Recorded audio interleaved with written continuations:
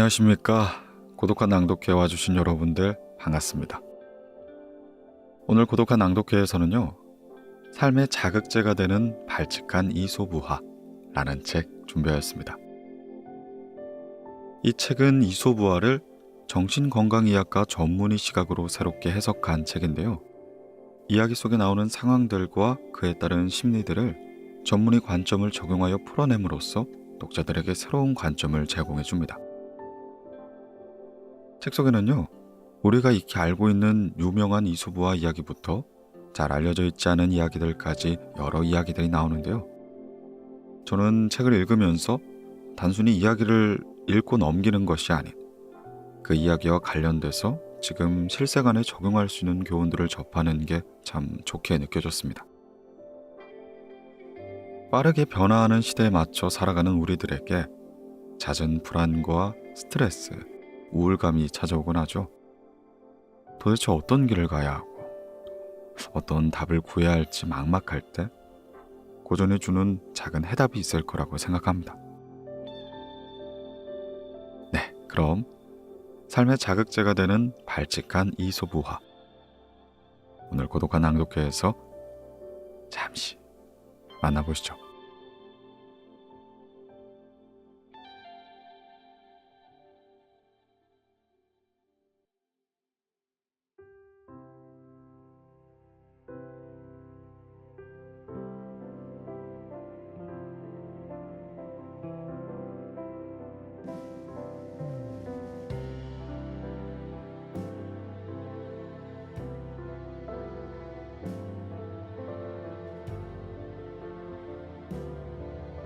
개미와 배짱이. 무더운 여름이었습니다.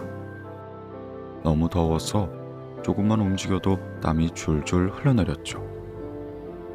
그런데도 개미들은 열심히 일했습니다. 추운 겨울이 오기 전에 식량을 많이 모아둬야 했기 때문입니다. 땡볕 아래에서 일하는 건 정말 힘든 일이었지만 개미들은 꾹 참고 부지런히 일했습니다. 하지만 배짱이는 그렇지 않았죠. 시원한 나무 그늘에서 흥얼거리며 이내 놀기만 했습니다. 어이 개미들, 한여름에 무슨 고생이야. 쉬엄쉬엄 놀면서 하라고. 배짱이는 개미들을 보며 놀려댔습니다. 그러면서 종일 노래만 부르며 시간을 보냈죠. 어느덧 시간이 흘러 소슬바람이 부는 가을이 되었습니다. 개미들은 여전히 바쁘게 일했죠. 곧 추운 겨울이 닥칠 걸 알았으니까요. 그러나 배짱이는 변함없이 노래를 하며 노는 일에만 몰두했습니다. 배짱이야, 너도 겨울 보낼 준비를 해야지. 곧 추위가 닥칠 거야. 개미들은 배짱이에게 충고했지만 배짱이는 들은 채도 하지 않았습니다. 에이, 쓸데없는 소리 하지 마. 난 지금 놀기에도 바쁘다고. 마침내 추운 겨울이 되었습니다. 매서운 칼바람이 불고 눈이 펑펑 쏟아져 내렸죠. 밖에선 살기가 어려웠습니다. 따뜻한 집 안에서 모아둔 양식을 먹으며 하루 종일 보내야만 했죠. 하지만 배짱이에겐 따뜻한 집도 모아둔 양식도 없었습니다. 이내 먹을 것을 찾아 헤맸지만 구할 수가 없었죠. 결국 굶어 죽을 지경이 된 배짱이는 개미집을 찾아가 도움을 요청하기로 했습니다. 에이, 개미야, 너무 춥고 배가 고파. 먹을 것 좀 줄 수 있겠니? 개미는 초라한 행색으로 떨며 서 있는 배짱이를 보고 말했습니다.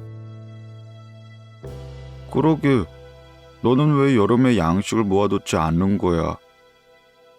배짱이는 기운 없는 목소리로 대답했죠. 그야, 온종일 노래해야 했기 때문에 그럴 여유가 없었어. 그 말을 들은 개미가 배짱이에게 말했습니다. 그럼 여름엔 노래를 불렀으니까 겨울엔 춤이나 추는 게 좋을 것 같은데. 그러며 문을 쾅 닫고 이내 들어가 버렸죠. 결국 배짱이는 추위와 배고픔을 견디지 못하고 여기저기 헤매다 굶어 죽고 말았습니다.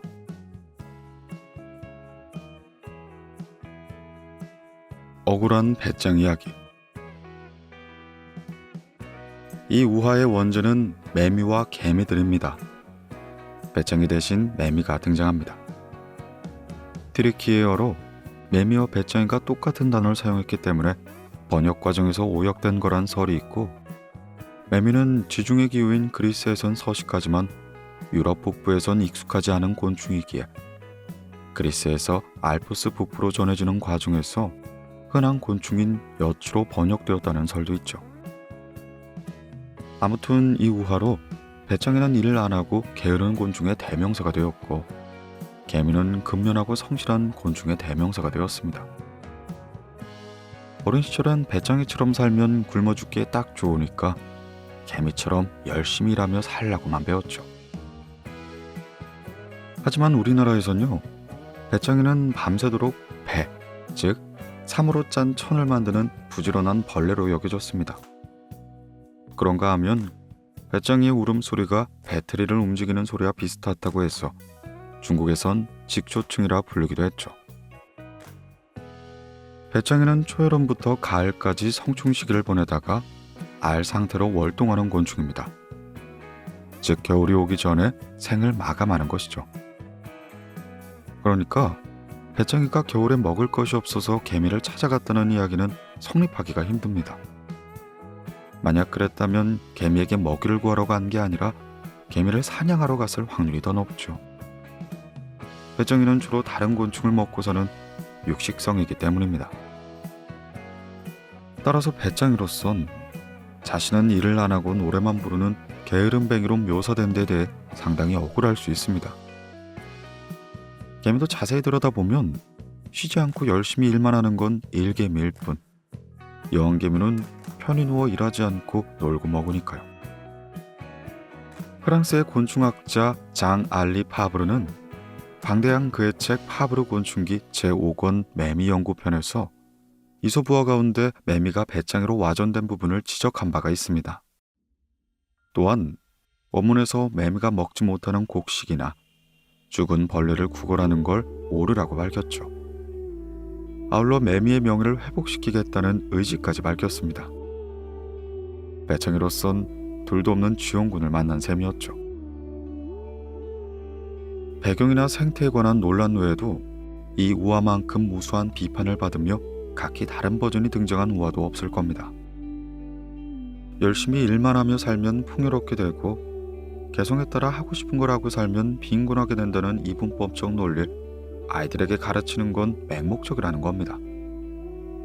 더구나 먹을 걸 달라고 찾아온 배짱이를 야멸차게 쫓아냄으로써 마침내 굶어 죽게 됐다는 결말은 권선징악을 넘어 너무 비인간적이고 잔인하단 것이었죠. 더 나은 미래를 위해 현재의 삶의 많은 부분을 포기할 것인가, 아니면 불투명한 미래보다 현실에 더 충실하며 지금을 행복하게 보낼 것인가는 개인의 선택에 달린 문제이지 사회적으로 강요될 사항은 아니라는 겁니다. 물론 얼마든지 다양한 해석이 가능한 이야기죠.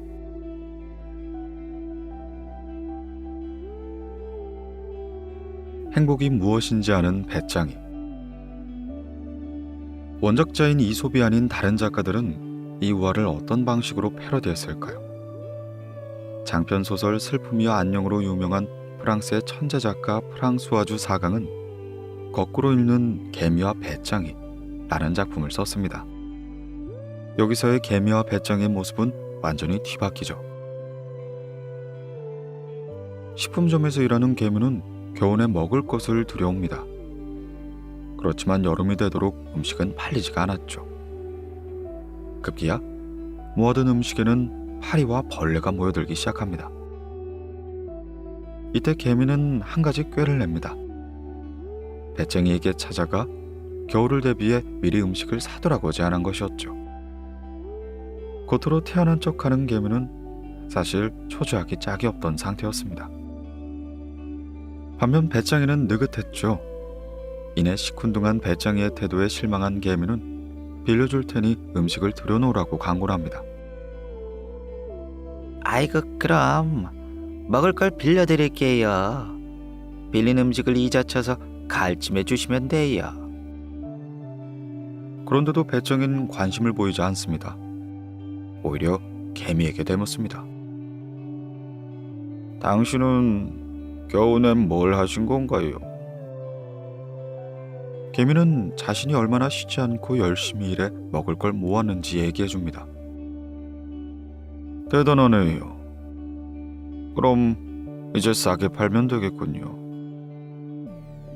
별일 아니라는 듯 대꾸한 배짱이는 여전히 춤추며 노래하는 데 여념이 없습니다. 배짱이의 통쾌한 복수인 거죠. 프랑스와주 사강은 이 작품을 통해 독자들에게 묻습니다. 인생의 진정한 행복은 무엇인지 말이죠. 내게 주어진 현재를 행복하게 사는 게 좋은가? 아니면 오늘은 다소 불편하더라도 내일을 준비하며 사는 게 좋은가? 하는 질문인 거죠. 답은 각자의 몫이지만 프랑스와주 사강은 지금의 행복을 택한 것 같습니다. 나는 나를 파괴할 권리가 있다 라고 외쳤던 그녀니까요. 그녀에게 배짱이는 자족하면서 현재의 삶을 즐기는 행복이 무엇인지 아는 주인공인 겁니다.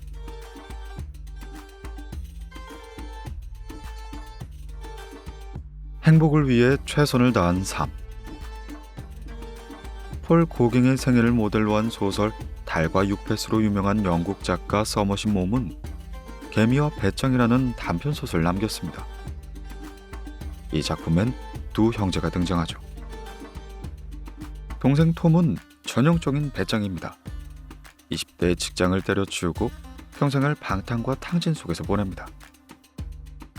그에 반해 형 조지는 착실하게 잃을 데가 없는 개미입니다. 25년의 세월이 흐른 뒤 중년이 된 조지가 톰에게 말합니다. 나는 평생 3분의 1을 저축하며 살았다. 50세가 되면 3,000파운드가 모인다. 넌 그때야 알 것이야. 열심히 일한 것과 빈둥빈둥 노는 것 중에 어느 게 정말 이득인지. 그러나 현실은 조지의 예상과는 전혀 다르게 전개됩니다. 동생 톰은 어머니 뻘 되는 귀부인과 재혼했는데 얼마 지나지 않아 그녀가 사망한 것입니다. 그녀가 남긴 재산은 엄청났습니다. 무려 50만 파운드의 현금과 호화로운 요트 한 척과 런던에 있는 커다란 저택 등 말이죠. 횡재한 톰은 졸지에 갑부가 된 겁니다. 형 조지의 분노와 함께 소설은 끝이 납니다. 이건 공평하지 못해. 공평하지 않단 말이야. 조지는 동생 뒤치다거리를 하며 성실하게 돈을 모아 3,000파운드를 마련했지만 사고뭉치로 허랑방탕하게 살았던 톰은 본인의 노력과 무관하게 일확천금을 거머쥐었습니다. 부지런한 개미의 일생이 게으른 배짱이의 홈런 한 방으로 한순간에 역전된 것이었죠. 이러한 조지의 절규가 모든 평범한 개미의 절규인지도 모릅니다. 인생의 행복은 어디에서 찾을 수 있을까요? 서머신 mom은 독자들에게 질문을 던집니다. 노력한 만큼 공평하게 주어지는 게 행복일까요? 인생이 노력의 대가라면 결과에 모두가 만족해야 할까요? 자신이 추구하는 행복을 위해 최선을 다해 살았다면 결과가 어떻든 겸허하게 받아들이고 만족해야 하지 않을까요? 누구나 톰이 될 수 있고 조지가 될 수 있습니다. 그것이 인생인 거죠. 현재를 살 것인가, 미래를 살 것인가. 시대가 변했습니다. 이솝이 살던 시대와 지금은 비교할 수조차 없이 달라졌습니다. 개미와 배짱이 우화에 대한 해석도 바뀌었죠. 개미가 인생의 모델이고 배짱이가 경계의 대상이던 시절은 이미 떠나간 지 오래입니다. 지금은 개성 있고 삶을 즐길 줄 아는 배짱이가 더 인기를 끄는 거죠. 개미처럼 밤낮 없이 일만 하는 일중독자는 번아웃 증후군으로 점점 도태되고 가족들에게도 외면당하기 쉽습니다. 이 번아웃 증후군은 의욕적으로 일만 몰두하던 사람이 어느 날 갑자기 극도의 피로감을 호소하며 이내 무기력해지는 현상을 가리킵니다. 개미처럼 일에 푹 빠져 살던 사람이 갑자기 나가 떨어지는 것이죠. 쉴 때 쉬고 일할 때 일하며 자신의 관심과 취향에 따라 하루하루를 즐기는 삶, 즉 워라밸이 중요한 가치가 되었습니다. 내일이 없는 것처럼 현재 모든 걸 소진하며 사는 것도 위험하고, 행복은 전부 내일로 밀어놓고 현재는 괴로운 게 당연하다며 참기만 하는 것도 위태롭다 할 수 있습니다. 균형이 중요합니다. 미래를 예측하고 준비하는 건 바람직스러운 일이지만 다가오지 않은 내일에 대해 지나치게 불안해하고 걱정하는 건 역시 좋은 태도가 아닙니다. 불안과 걱정은 아무것도 해결해주지 않죠. 또한 과도한 불안과 걱정은 정신질환으로 가는 지름길이 될 수 있습니다. 인생의 정답은 개미에게만 있지 않고 배짱이에게만 있지도 않습니다. 일할 땐 개미처럼 하고 놀 땐 배짱이처럼 노는 것. 미래를 위해 희망을 품고 준비하되 현재 주어진 하루도 즐겁고 행복하게 지내는 것. 이상적인 말이지만 이게 지혜로운 삶이 아닐까요? 고정관념을 깨고 새롭게 세상을 바라보는 것이야말로 멋진 인생을 사는 방법일 겁니다.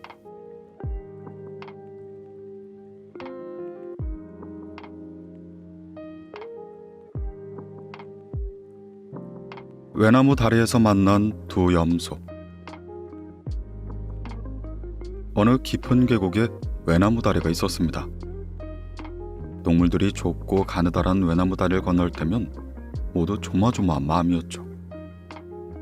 조심하지 않으면 발을 헛디디거나 외나무 다리가 기우뚱하면서 아래로 떨어질 수도 있기 때문입니다. 다리 아래에는 거센 계곡물이 흐르고 있었습니다. 혹시라도 떨어지면 크게 다치거나 물살에 휩쓸려 떠내려갈 수도 있었죠. 그러던 어느 날 어떤 염소 한 마리가 외나무 다리 근처에서 풀을 뜯어먹고 있었습니다. 그러다 반대편을 한번 쳐다봤죠. 반대편을 보니까 그쪽에 있는 풀이 훨씬 더 싱싱하고 맛있어 보였습니다. 염소는 다리를 건너기로 했죠. 그렇게 외나무 다리 중간쯤을 갔을 때 난처한 일이 벌어졌습니다. 맞은편에서 다른 염소를 만난 거죠. 외나무 다리는 비켜갈 수 없을 만큼 좁았기에 한쪽이 뒤로 물러나야만 했습니다. 이봐, 내가 먼저 왔으니까 그쪽이 뒤로 비켜나도록 해. 아니지. 내가 더 많이 건너왔으니까 그쪽이 뒤로 물러서는 게 맞지. 두 염소는 서로 먼저 건너왔다느니 많이 건너왔다느니 하며 상대방에게 양보를 요구했습니다. 누구도 먼저 물러날 생각이 없었습니다. 결국 싸움은 점점 더 거칠어지고 점점 더 험악해져만 갔죠. 아이, 정말 말이 안 통하는 염소일세. 좋게 말할 때 당장 비켜나지 못해? 뭐라고? 이거 아주 막무가내구먼. 어서 썩 뒤로 물러나지 못해? 이러다가 맛있는 풀을 먹기는커녕 싸우다 해가 떨어지게 생겼습니다.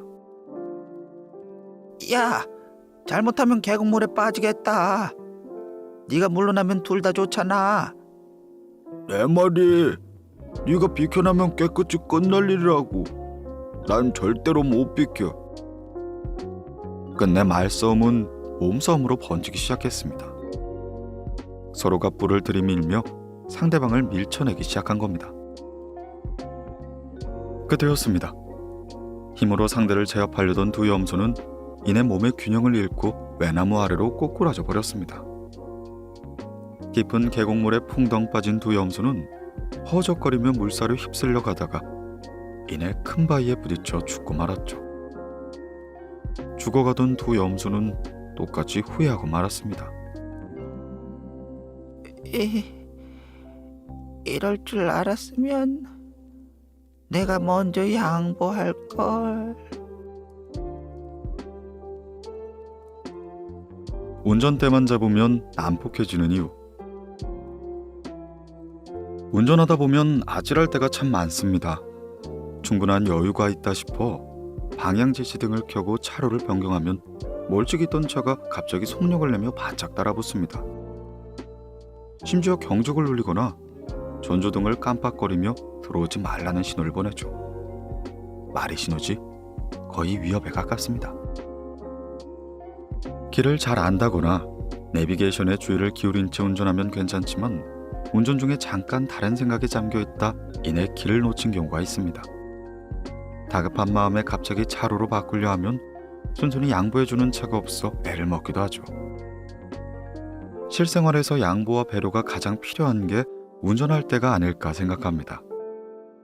조금만 더 양보하고 조금만 더 배려하면 운전하면서 생길 수 있는 다툼과 스트레스도 상당히 줄어들겠죠. 절대로 다른 차가 끼어드는 걸 허용하지 않으면서 정작 자신은 조금만 밀리면 차로를 받고 요리조리 위험하게 운전한다고 대단히 빨리 가는 것도 아닙니다. 목적지에 도착하는 시간을 측정하면 충분히 양보하면서 여유있게 운전하는 사람과 큰 차이가 나지 않죠. 양보와 배려가 몸에 배지 않아 그렇게 하지 않은 것뿐입니다. 그런 경우가 있습니다. 평소엔 매우 온순한데 차에 타서 핸들만 딱 잡았다 하면 이내 헐크처럼 변하는 사람. 자동차를 경주하듯 거칠게 운전하면서 조금만 마음에 들지 않으면 상대 운전자에게 욕설을 퍼붓습니다.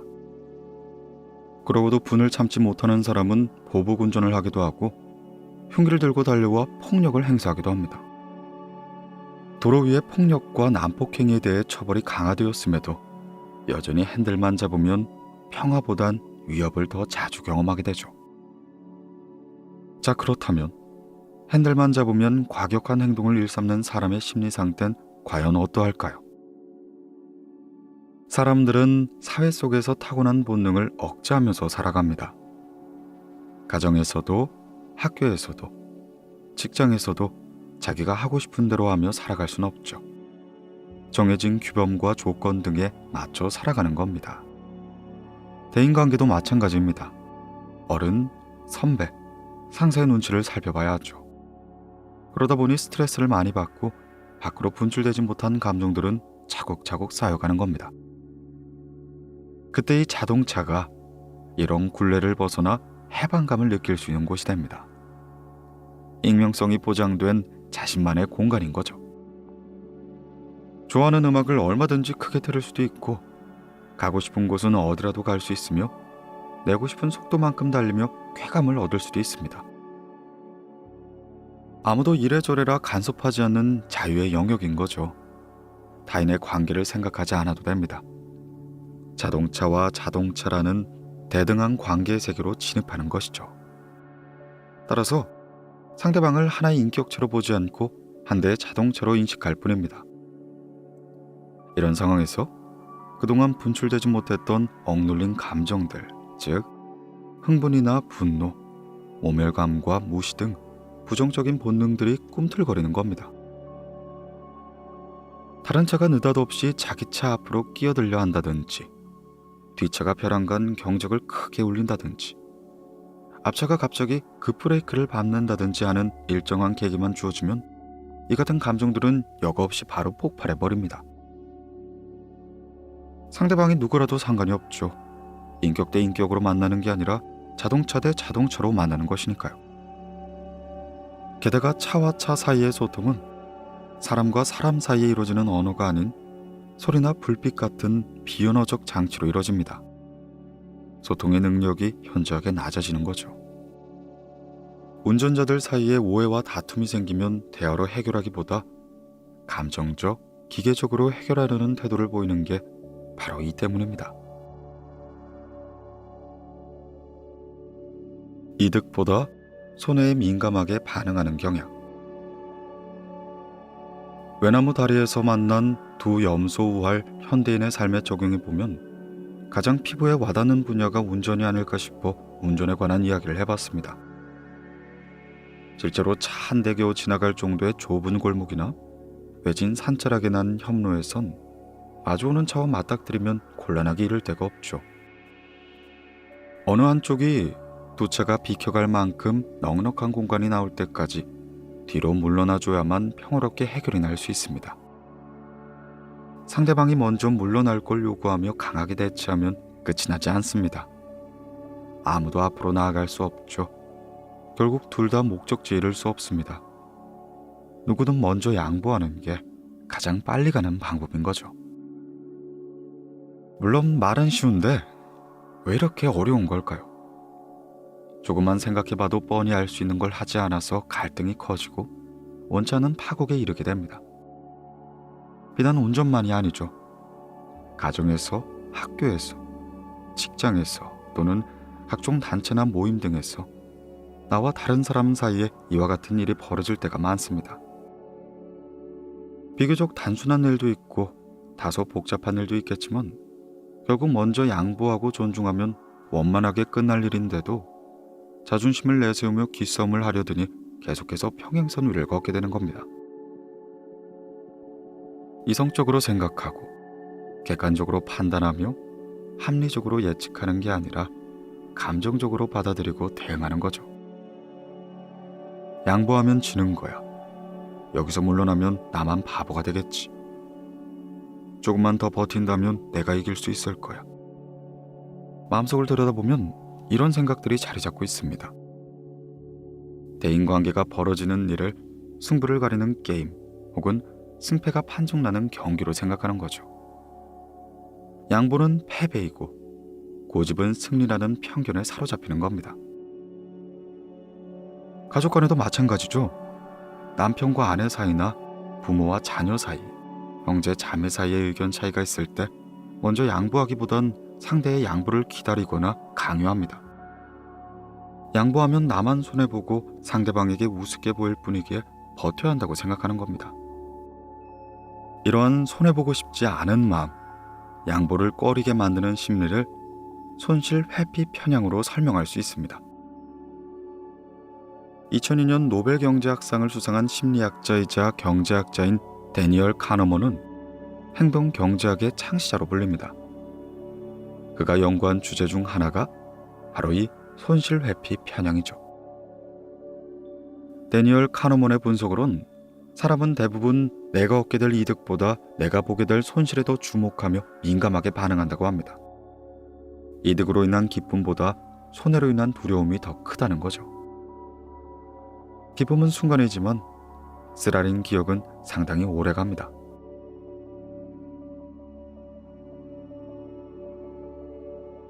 내가 먼저 상대방을 이해하고 존중한다면 길을 가다 5만 원짜리 지폐를 주었습니다. 주변을 둘러보니 아무도 없습니다. 주인을 찾아주기 어렵겠죠. 주머니에 돈을 넣고 집으로 왔습니다.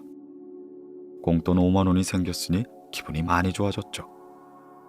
생각지도 않은 횡재에 이 5만 원으로 뭘 할까 고민을 하니 하루 내내 즐겁기만 합니다. 하루는 백화점에 물건을 사러 갔는데 분명히 가지고 나온 돈 5만 원이 주머니에 없습니다. 아무리 찾아도 돈이 없어서 물건을 사지 못한 채 뒤돌아 나오기만 했습니다. 너무 속상하고 화가 났습니다. 우울한 기분이 며칠이나 계속되었죠. 5만 원을 주어서 얻게 된 기쁨은 오래가지 않지만 5만 원을 잃어버려서 생겨난 허탈감과 울적함은 꽤 오래갑니다. 이득보다 손해가 감정과 기억에 미치는 영향이 더 큰 것이죠. 동전을 던져서 앞면이 나오면 100만 원을 벌고 뒷면이 나오면 50만 원을 잃는 게임이 있다고 했을 때 사람들은 어떤 반응을 보일까요? 대부분 게임을 하지 않으려고 합니다. 100만 원의 이익보다 50만 원의 손해를 더 크게 여기기 때문입니다. 앞면과 뒷면이 나올 확률이 각각 50%라면 한 번은 앞면이 나오고 한 번은 뒷면이 나왔을 때 게임 참가자는 50만 원을 벌 수 있습니다. 기대이익이 큰 게임이죠. 그러나 만에 하나 뒷면이 나오거나 만회하려고 한 번 더 했는데 뒷면이 나온다면 100만 원을 잃게 됩니다.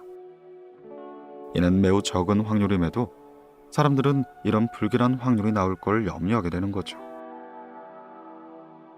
인생은 승패를 가르는 치열한 경기가 아닙니다. 당시엔 굉장한 일인 것 같아도 시간이 지나고 나면 별것 아닌 일이 많습니다. 뒤로 물러서면 큰 낭패를 볼 것 같지만 나중에 보면 또 그렇지는 않죠. 내가 먼저 물러서고, 내가 먼저 양보하고, 내가 먼저 상대방을 이해하고 존중하면 결국 그 영향은 긍정적인 결과로 내게 돌아오게 되어 있습니다. 죽어도 양보할 수 없다고 버티고 있어 봐야 나만 손해인 겁니다. 인생은 길게 봐야 되는 거죠. 외나무 다리에서 만난 두 염소 중 한 마리가 이렇게 말했다면 어땠을까요? 내가 뒤로 물러날 테니까 네가 알고 있는 맛있고 싱싱한 풀이 있는 곳 한 군데를 알려줘. 그랬더라면 맞은편 염소 또한 이렇게 대답하지 않았을까요? 좋아, 알려줄게. 그리고 다음에 외나무 다리에서 또 만나면 그땐 내가 먼저 물러날게. 두 염소는 모두 죽지 않고 맛이 난 풀을 나눠 먹는 친구가 되었을지도 모릅니다. 작은 것 하나를 얻으려다 큰 것까지 전부 잃게 되는 건 결국 알량한 이기심과 욕심 때문인 거죠.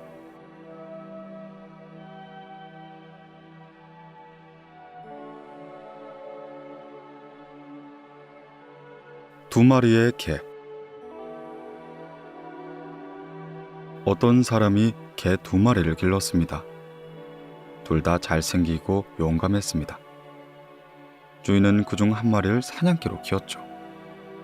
밖에 데리고 나가 사냥하는 법을 가르쳤고 사냥을 할 때마다 데리고 다니며 유능한 사냥개가 되도록 조련했습니다. 또 다른 한 마리는 집을 지키는 개로 키웠습니다. 집 안에 살면서 주는 밥을 먹고 도둑이 들어오지 못하게 감시만 잘하면 됐습니다. 시간이 지나면서 사냥개는 더욱 용맹스러워졌으나 집을 지키는 개는 빈둥거리며 놀고 먹는 일에 익숙해졌습니다. 이에 사냥개는 자신은 매번 상과들을 힘들게 뛰어다니며 열심히 사냥하는데 집을 지키는 개는 한가로이 낮잠이나 자는 게 못마땅했습니다. 게다가 주인은 자신이 애써 사냥해온 고기 중 한 덩어리를 떼어내 집을 지키는 개에게 던져주기까지 했죠. 아니, 이거 너무 불공평한 거 아니야? 저 녀석이 한 게 뭐 있다고 고기를 나눠주냔 말이야. 하루는 사냥개가 맛있게 고기를 먹고 있는 개에게 다가가 소리를 질렀습니다. 야, 네가 뭘 했다고 내가 사냥한 고기를 먹는 거냐? 너 나한테 미안하지도 않냐? 할 말 있으면 어디 한번 해봐. 그러자 집 지키는 개는 사냥개를 물끄러미 쳐다보며 말했습니다. 왜 나한테 소리를 지르고 그래? 내가 집 지키는 개가 된 건 주인님이 그렇게 시켰기 때문이야. 너도 주인님 때문에 사냥개가 된 거잖아. 주인님이 나에게 사냥을 가르쳤다면 내가 사냥개가 되었을 거야. 너에게 집을 지키라고 했으면 너는 집을 지키는 개가 됐겠지. 그러니 나를 원망하지 말라고. 따지려면 저기 주인님께 가서 따지도록 해. 너처럼 열심히 사냥하지 않고도 남이 사냥한 고기를 먹고 살도록 가르친 건 바로 저 주인님이니까. 현실을 대하는 태도. 이 우화는 교육에 관한 메시지를 담고 있습니다. 자녀를 교육할 때 어떻게 해야 하는지 교훈을 주고 있죠. 매일 산과들로 데리고 나가 사냥하는 법을 가르치면 사냥을 잘하는 개가 되고 빈둥거리면서 집이나 지키게 하면 집만 지키며 사는 게으른 개가 됩니다. 어떤 개가 될지 주인이 어떻게 하기에 달린 거죠. 자녀의 교육 또한 같은 원리라고 할 수 있습니다. 열심히 가르쳐서 한 분야에 뛰어난 실력을 갖추게 하고 자기가 먹고 살 걸 스스로의 힘으로 만들어가는 존재가 되면 독립적인 인생을 살 수 있습니다. 반면 삼시세끼 꼬박꼬박 밥을 주면서 아무런 일도 하지 않은 채 놀고 먹어도 되게끔 가르치면 당연히 남에게 의존하며 사는 인생이 됩니다. 이솝이 기원전 6세기 후반 고대 그리스에서 활동했던 사람이란 점을 고려하면 이 우화는 교육 목적으로 읽혔다는 걸 이해할 수 있습니다. 물론 2600년 전 이야기니까 현저하는 많은 차이가 있겠죠. 하지만 그렇더라도 교육에 대한 부모의 생각과 열정이 자식의 인생에 지대한 영향을 미친다는 건 그때나 지금이나 비슷한 것 같습니다. 자기 일에 최선을 다하는 독립적인 인간은 타인을 돌보고 사회에 유익을 끼치는 이타적인 삶을 살기 마련입니다. 하지만 자기 밥벌이도 하지 못하면서 남에게 의지하며 살아가는 인간은 타인을 돌볼 여유도 없고 사회에 유익을 끼칠 여력도 없습니다. 목표도 의지도 없이 그저 하루하루 무기력하게 사는 삶이죠. 그런데 우화를 좀 더 다른 각도에서 읽어보면 이내 흥미로운 점을 발견할 수 있습니다. 사냥개와 집 지키는 개는 자신의 앞날을 스스로 선택한 게 아니라는 거죠. 주인이 정한 겁니다. 너는 사냥을 해라, 너는 집을 지켜라 하고 말이죠. 둘 다 똑같은 기질과 재능을 가졌다면 선택은 무작위로 이뤄진 것이니 운명론입니다. 부모의 무작위 선택으로 자녀에게 각기 다른 교육 기회가 주어지고 이에 따라 앞날이 결정되는 셈입니다. 그러나 저마다 다른 기질과 재능을 가진 걸 주인이 알아보고 한 마리는 사냥개로, 한 마리는 집 지키는 개로 구별되어 길러졌다면, 그리고 자신에게 부여된 역할에 충실하며 주어진 능력을 충분히 발휘하며 살았다면 누굴 원망할 일도 후회할 일도 없습니다. 내 삶의 운명은 누군가에 의해 이미 결정된 거라고 믿는 운명 결정론이든, 내 삶은 내 의지와 능력으로 얼마든지 만들어갈 수 있다고 믿는 운명 개척론이든, 현재 내 삶의 조건과 환경은 이미 주어져 있습니다. 과거보다 미래가 중요한 거죠. 그래서 우린 현실을 대하는 태도를 봐야 합니다. 사냥개와 집 지키는 개를 관찰해보면요, 사냥개는 열심히 살고 있지만 무의도식하는 개를 비난합니다. 비난하지만 은근히 부러워하는 것처럼 보이기도 하죠. 나는 죽어라 일만 하면 먹고 사는데 남들은 한량처럼 놀고 먹는 걸 보면 속상합니다. 한편으론 나도 저렇게 팔자 좋게 살고 싶기도 합니다. 집 지키는 개는 어떨까요? 용감하게 종횡무진 활약하는 야성미 넘치는 사냥개가 부러울까요? 그럴 수도 있겠죠. 하지만 우화 속에선 그렇지 않습니다. 아무런 생각이 없습니다. 무기력할 뿐이죠.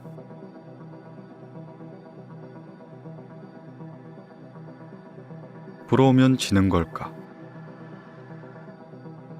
의욕도, 의지도, 열정도, 호기심도, 목표도 없는 사람은 부러운 것도 없습니다. 누군가가 부럽다는 건 그처럼 되고 싶다는 것이고, 그처럼 되지 못한 자신을 돌아본다는 겁니다.